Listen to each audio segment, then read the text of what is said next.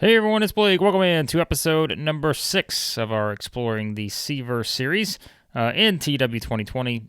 If this is your first kind of jump into this series on the channel, what we've been doing is we've gone through and kind of looked at each company in the CVerse for a couple different reasons.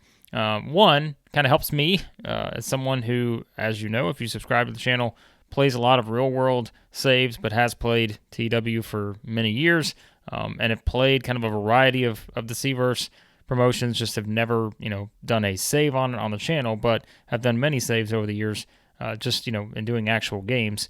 It's kind of fun to just look at the state of where things are, and it helps me learn more about certain little tiny things, because I am eventually going to do a CVerse series on the channel. And so what I'm doing is going through a lot of different promotions. Will we go through every single one of them? Maybe, maybe not. But this is the 6th one we've done. So we're just kind of looking at it. And it's also something that if you're new to the game and you just kind of want different thoughts on each of these promotions, these are videos that can help you do that, because there's a lot of great comments in the 5 we've done thus far. So I'm kind of just using this as a place for everyone to kind of communicate their thoughts on all these different companies, to give you an idea. If you want to jump into the CVerse, maybe you haven't before, maybe you've only played real world stuff, this is just kind of a fun little thing that you can look at and say, oh, okay, here's a tiny thing I didn't think about, and just basically more of a community discussion here on each of these companies. So be sure to check out the comments in the previous videos, because there's a lot of good stuff there, a lot of tips from different people about playing a certain promotion. So now we jump into MAW, Mid-Atlantic Wrestling, which is owned by Sam Keith, of course, a legend of the CVerse here. And if you look at kind of what the size and everything is, we'll go through some of these different things that we always go through. Tiny promotion. So if you look at the 5 we've looked at thus far, they've been bigger, way bigger, and have had a lot more money. MAW only with $50,000 available. So that's not a lot of money, but you kind of know what your goal is, and we'll get to that in a second. Again, tiny promotion, 19th in the world. I think all the ones we've done thus far have been like top. All of those are basically in the top 6 or 7, I think. So a lot more money, only $50,000 to work with, 42% momentum here. Not a ton, 38 prestige. So this is a different approach in terms of the game, and we'll kind of explain what I think, just, in kind of learning about this company, I feel like is probably the advantage of playing with them, and there are certainly some disadvantages as well. So let's look at some of the other stuff here. If we just look at the size right off the bat, as we said, again, it's a tiny promotion. This will appeal to some people. It will not appeal to everyone, but this is all you got, basically. Like, it is Mid-Atlantic, 25, that's it. Like, there is really not anything anywhere else, because you are kind of starting here, understanding that this is kind of the basic background of the promotion, and we will look at that a little bit more too, because that's always something that we look at. Obviously, the legend himself, Ripcord here, set up MAW, and now it's been turned over to Sam Keith, and it is kind of under the same sort of, approach, where you're basically just building young wrestlers. You're trying to grow their skills and understanding they're going to eventually go somewhere else. And also there is an agreement in place with TCW, which kind of helps a little bit. If you can basically look at it as you're developing talent for TCW, or you can certainly change things depending on what you want to do. The Confederation of the Territories Alliance, so part of that. So there's a lot of different things you can do with that, and it does kind of set up an interesting dynamic when you look at it from that standpoint. We'll get back to that in a second. But it's not, it's just a different game compared to the previous 5 we've done in this series. Those were all big promotions that had TV shows and all those things, and you just don't have that here. But we will kind of talk more about that here in a second. The product is always something very interesting that we look at. The old school territorial, so you're looking at, the kayfabe era, of course, right? This is kind of back in the day before everything, kind of comes out as, fake and all, whatever you want to call it, right? Like, it's entertainment. This is more of the wrestling style, but as you can see, kind of building in some of those entertainment elements a little bit, but it's still, if you're looking at it from an event standpoint, 95% matches, 5% angles, and MAW, all they have is events. There's no TV show, as you know, because it is such a small promotion. Main event spotlight, this is worth noting in this one too.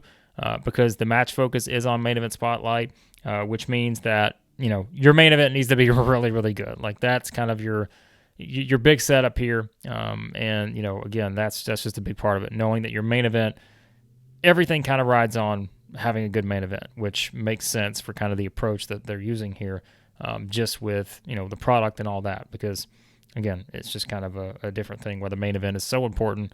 That's what's drawing your ticket sales and all that stuff. So events, pretty much all matches. You don't have to worry about this because there's no TV yet. Eventually, you build it. Could you get there? Of course.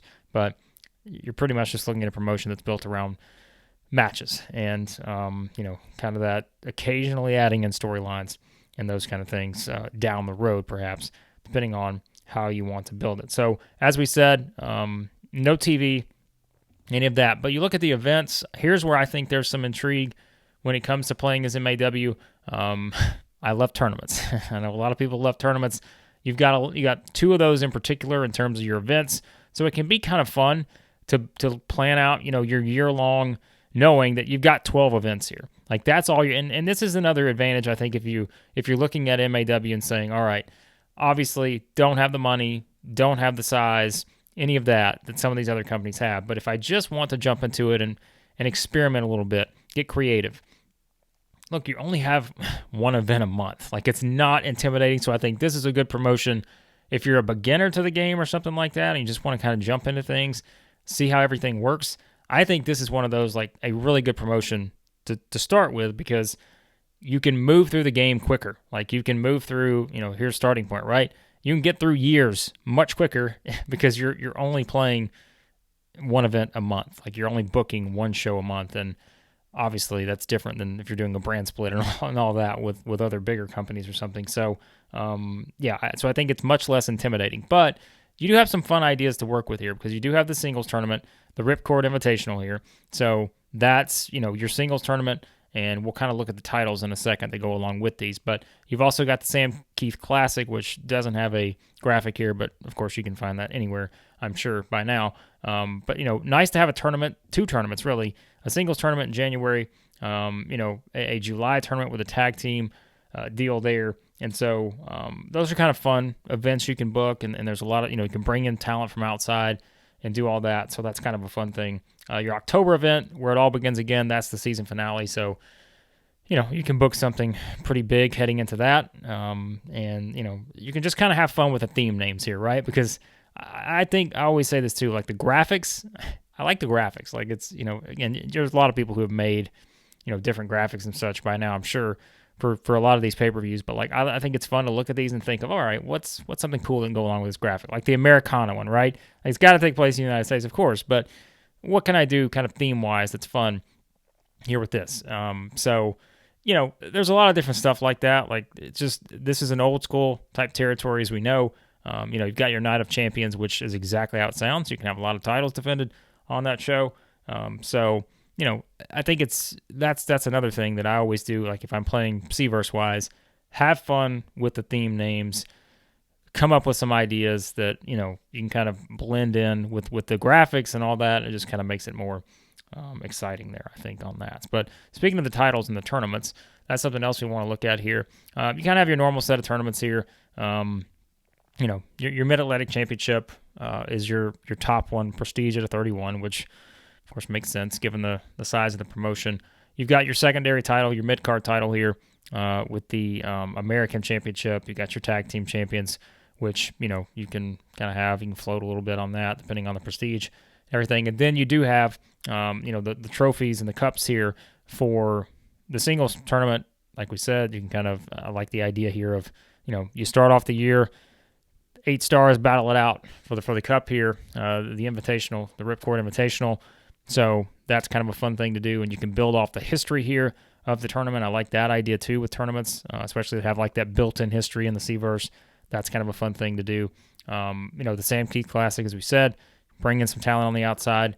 Big tag team tournament, that can be a fun thing to book. You can book that, months out before you actually get there. You can start building towards that. So that's one of the draws, I think, of this promotion. As you guys know, for me personally, I tend to play with the bigger companies that have 100 and something people on the roster, but isn't it kind of fun to look at it and say you only got 25 people to work with here, which in a sense, I think that can be exciting because you can put more focus on individual people and not have to worry about juggling so many different people at one time, right? So I think that's another thing that you look at here with MAW. So that's a fun thing to think about. If we start looking at the roster a bit here, let's first we'll look at the alliances real quick because again, like we said, Confederation of the Territories. So you kind of know, what it's involved in. So you have all this different stuff,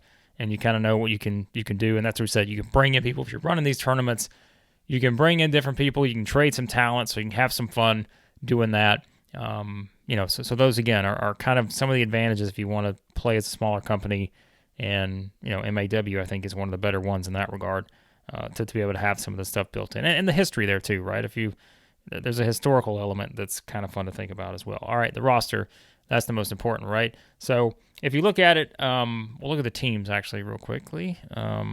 You got kind of a rising group of teams here as I looked through these earlier. You've not a ton of experience, but you've got at least a group of teams to work with, and that's again if you want to use that Sam Keith pay-per-view, event. You've got some tag teams already built in here that you can work with, and you can also, of course, build some new ones.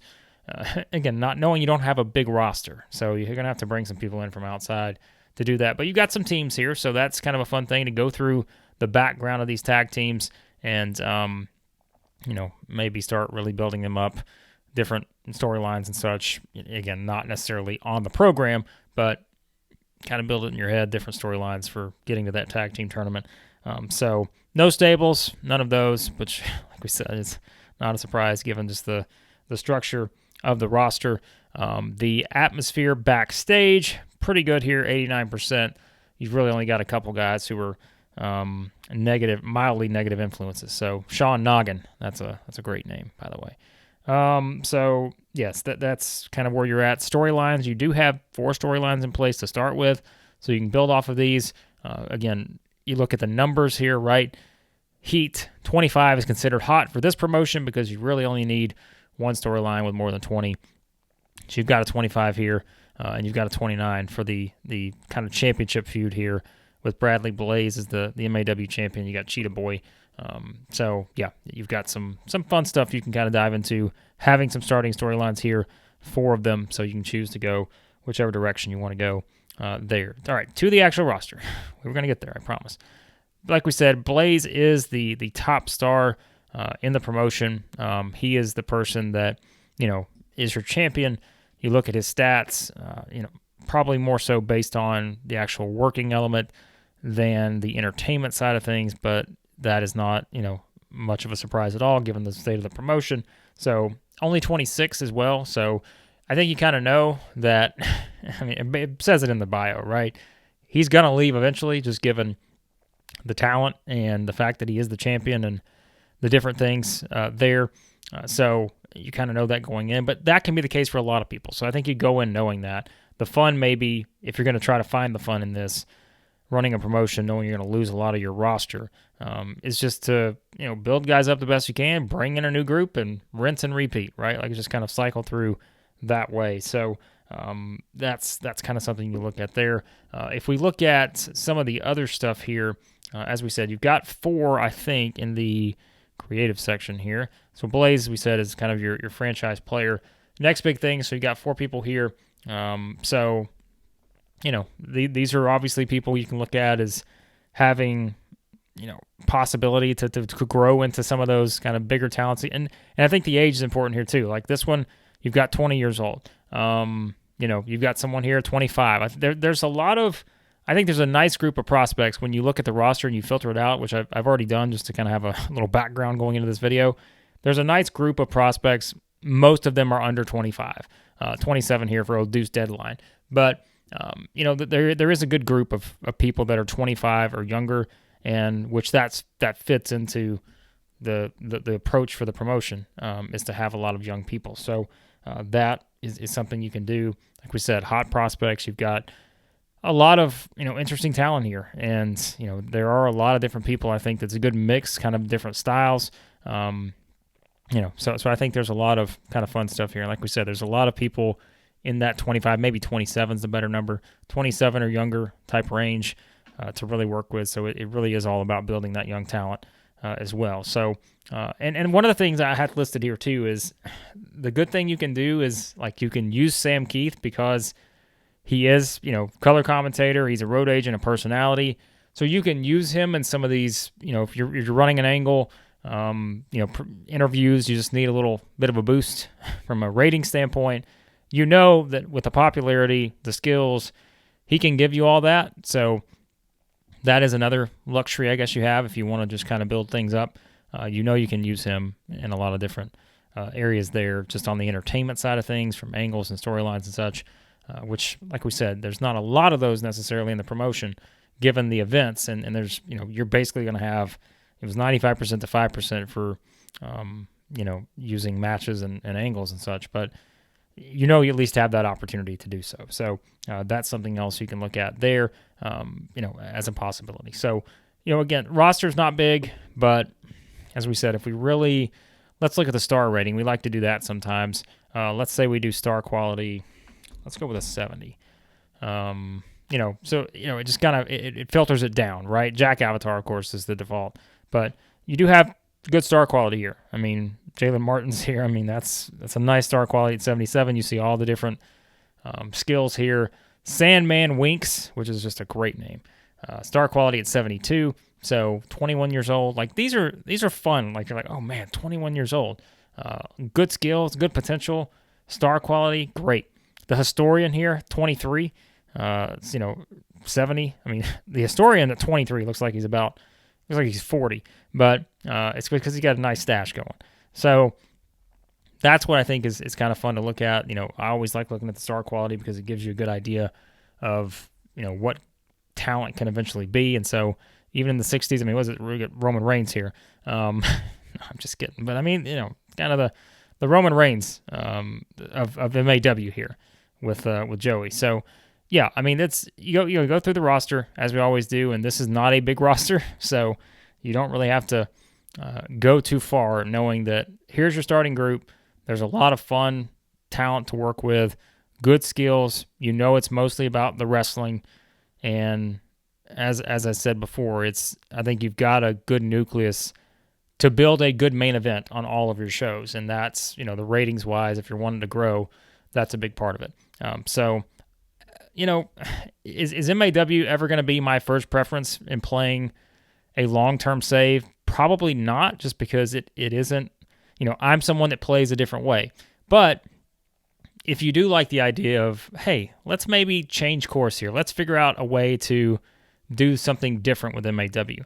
I think there's enough starting things just in the foundation of the events, the roster, having a legend like Sam Keith that you can use in different ways.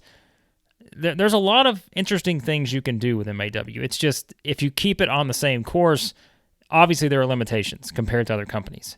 Financially, roster-wise, knowing that your talent's going to be leaving or poached and all that kind of stuff. So those are the challenges. But it can be a fun one if you're just wanting to kind of dive into a game and maybe dive into the CVerse for the first time and just figure out, okay, here are some names out there, and you'll start to see those kind of names, and having the alliances with different promotions and talent you can bring in, you can get learn a little bit more about talent in some of these other promotions, which is obviously there's good young talent in all of these here. So yeah, I mean, you can mix and match, build some pretty fun matches across the board, but you certainly go in knowing it's a different setup than you would have with some of the bigger promotions, but that can be a fun thing, and I think that can be entertaining in itself. And like I said, I think one of the main advantages is you can move through the game quicker, and you're not bogged down with booking 2 or 3 shows a week or something. So yeah, that's MAW, and they're one I've had fun playing with over the years in the game. But now I think there's certainly some more promotions based on kind of how I've evolved as a player that I prefer over MAW. But it is one that I would circle as, hey, you want to just kind of jump in, sit back, not really stress too much about every little tiny detail. You want to book some fun matches with some good young talent and maybe figure out a path forward for MAW beyond just where they are, yeah, I think they're a fine option. So there you go. That's MAW. And I'm curious, as always, to get your thoughts on Mid-Atlantic Wrestling and all these companies in the CVerse that we do here in the Exploring the CVerse series. I think that's the most exciting part of this, doing these videos, not just to help me learn more, maybe about some of these companies and really dive into them a little bit deeper, but also get your thoughts. Have you played as MAW in TEW 2020? What do you think? What are some things that have worked? What are some things that have not worked? That will help other players, and that's really what we're doing here, is really trying to build kind of a fun little knowledge base in all these videos.